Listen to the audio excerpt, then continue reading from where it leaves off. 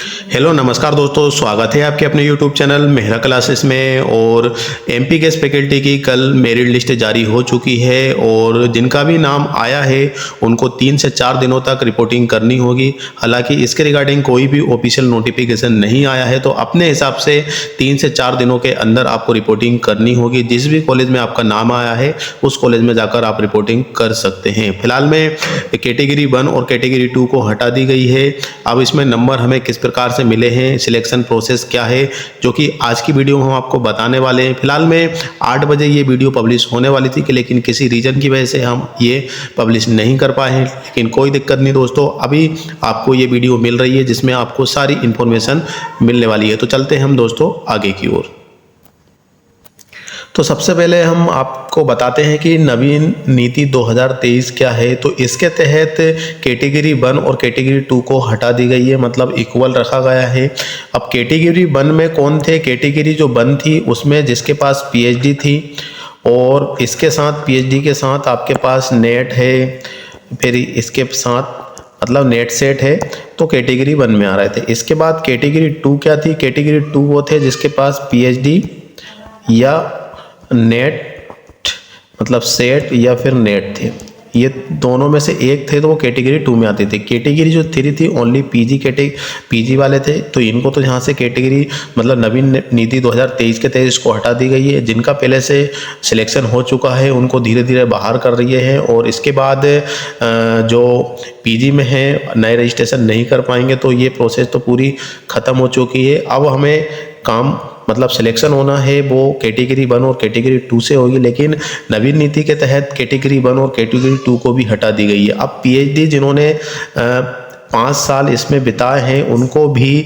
Net जो होता है साल में 2 बार और इसके बाद सेट होता है उनके इक्वल रखा गया है, ठीक है ना। तो पीएचडी आपके पास सिंगल है या पीएचडी के साथ नेट सेट है तो ज़रूरी नहीं है कि आपका सिलेक्शन हो जाएगा, लेकिन जिसके पास पीएचडी के बाद नेट का जिसका हाईएस्ट मार्क्स है मतलब पीजी में, तो उनको सिलेक्शन होगा। अब मार्क्स कैसे मिल रहे हैं वो भी हम आपको आज की वीडियो में बताने वाले हैं, तो देखते हैं। इसको थोड़ा सा इतना तो आप समझ गए हैं कि 2 कैटेगरी में हमारा सिलेक्शन होना है, कैटेगरी 1 और कैटेगरी 2, और कैटेगरी 2 को भी हटा दी गई है। वो भी हम आपको बता देंगे कि कैटेगरी 2 को हटा दी गई है, कैटेगरी 1 को हटा दी गई, तो इसमें हमारा सिलेक्शन किस आधार पे होता है।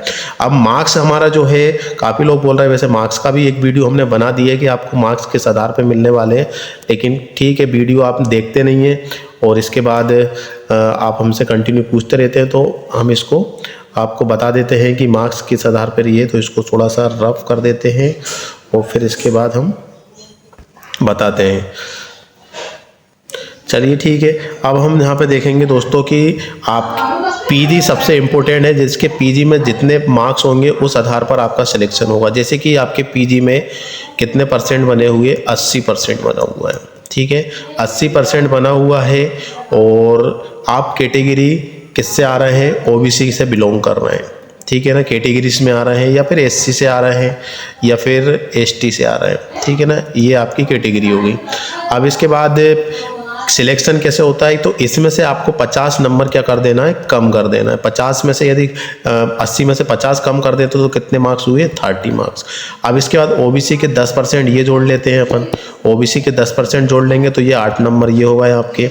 इसके बाद आपका यदि एक्सपीरियंस है, और एक्सपीरियंस आपका कहाँ का काउंट होता है? वो सिर्फ गवर्नमेंट कॉलेज का काउंट होता है। यदि आप as it is guest faculty में है और आपने 1 साल काम किया है या 2 साल, उसके अकॉर्डिंग आपको यहाँ पे एक्सपीरियंस मिल जाता है। तो फिलहाल में यदि आप न्यू रजिस्ट्रेशन किया है आपने, तो आपके जो मार्क्स है वो किस आधार पे जुड़ेंगे, तो आप यहाँ पे देख लो। यदि आपके 80% है तो 80% में से 50 को माइनस कर लेते हैं तो 30 नंबर बचे हैं। 30 को आपको कैटेगरी से हैं एससी एसटी ओबीसी, तो आपको यहाँ पे 8 नंबर वो मिल जाएंगे। तो टोटल कितने हो जाएंगे आपके? 38 मार्क्स हो जाएंगे। किसी के 76 है तो इनके मार्क्स कितने हो जाएंगे? 26 हो जाएंगे, और 26 के बाद प्लस यहाँ पे कितने कर देंगे? 7.6 कर देंगे यहाँ पे। तो इस तरीके से यहाँ पे, तो इस आधार पर आपके मार्क्स मिलेंगे और इसी आधार पर आपका सिलेक्शन होगा। तो आप अपने जितने भी मार्क्स हैं बिल्कुल आप अपने हिसाब से चेक कर सकते हैं। कैटेगरी से हैं, कौन सी कैटेगरी से हैं, तो उसके 10% मिल जाएंगे। साथ में आपका जो टोटल पीजी में है उसका हिसाब से आपको अपने हिसाब से देख लीजिएगा, है ना, कितने अक्षर है, तो इस आधार पे आपका सिलेक्शन होना है। अब कैटेगरी 1 1 और कैटेगरी 2 को हटा दी गई है, तो अब हमारा सिलेक्शन किस आधार पे होगा, ये बहुत इंपॉर्टेंट है हमारे लिए। तो दोस्तों ध्यान रखना, इस चीज़ को बहुत अच्छी तरीके से समझना कि हम क्या कहना चाह रहे हैं। तो अब कैटेगरी 1 और कैटेगरी 2 को बिल्कुल इक्वल पार्ट में रख दी गई है, तो अब हमारा सिलेक्शन किस आधार पे होगा। सपोज दैट करो दोस्तों कि कैटेगरी 1 जिसके पास पीएचडी विथ नेट सेट है और पीएचडी और नेट सेट है, दोनों को पास इक्वल 50-50 नंबर आ रहे हैं, तो उनमें से सिलेक्शन कैटेगरी 1 मतलब कैटेगरी 1 को तो हटा दी गई, लेकिन सिलेक्शन इस कैंडिडेट का हो जाएगा क्योंकि इसके पास पीएचडी है। अब यहाँ पे देखना है कि 50 के बाद दूसरे जो कैंडिडेट है वो 48 है, और इसके बाद कैटेगरी 2 मतलब जिसके पास पीएचडी है या फिर नेट सेट है और उसके पास कितने नंबर आ रहे हैं 49। तो 50 के बाद 50 का पहला सिलेक्शन यहाँ पे हो जाएगा, कोई भी एक सब्जेक्ट का देख लेते हैं हम, और इसके बाद दूसरा जो सिलेक्शन होगा वो हमारा 49 वालों का होगा। फिर 49 के बाद यहाँ पे देखेंगे तो 49 के बाद यहाँ पे 46 है, 47 इसको हो जाएंगे। फिर इसके बाद 47 के बाद यहाँ पे 46 जिसके ज़्यादा हैं तो वो यहाँ पे इंच के हो जाएंगे।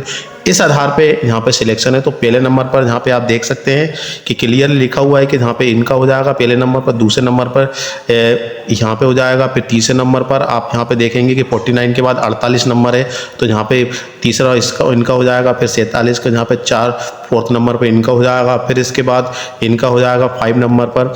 इस आधार पर यहाँ पे 6, फिर यहाँ पे 7। तो इस आधार पर दोनों कैटेगरी इक्वल होने के साथ साथ आपके दोनों के मार्क्स जोड़े जाएंगे, देखे जाएंगे, और दोनों के जिसके हाईएस्ट मार्क्स होंगे उसका सिलेक्शन इस आधार पर आपका हो जाएगा। तो इस कंडीशन पर आपके यहाँ पे सिलेक्शन हुआ है, कैटेगरी हटाई गई है। तो जिनके पास पीएचडी और नेट सेट है तो उनको भी बिल्कुल एक ही कैटेगरी में रख लिया गया है। अब भैया जिनके ज़्यादा मार्क्स होंगे उनका सिलेक्शन हो जाएगा। ज़रूरी नहीं है कि आपके पास पीएचडी है और पीएचडी के साथ नेट सेट है। यदि आपके पास ओनली सेट है, मात्र सेट है, और आपका पीजी में परसेंटेज अच्छे सपोज दैट करो कि 90 है, तो आपके 40 नंबर तो यहाँ हो गए। इसके बाद कैटेगरी, अब इसके बाद आप कैटेगरी से और 9 नंबर 10% इसके हो जाएंगे, तो आपके कितने नंबर हो जाएंगे 49। तो आपका सिलेक्शन तो होना ही है, क्योंकि 50-55 से स्टार्ट होता है और जहाँ तक 30 तक ले लेते हैं, तो इनके बीच में तो आप काफ़ी ऊपर है, तो सिलेक्शन आपका है। तो पीजी पर ज़्यादा ध्यान दीजिए, पीजी हमारे लिए बहुत इंपॉर्टेंट है।